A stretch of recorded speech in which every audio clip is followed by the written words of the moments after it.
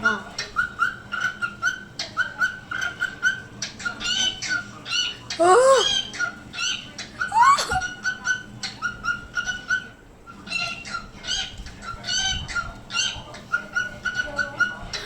तो ऐसे ऐसे कर रहा था, मैं तुझे दिखाती हूँ वीडियो।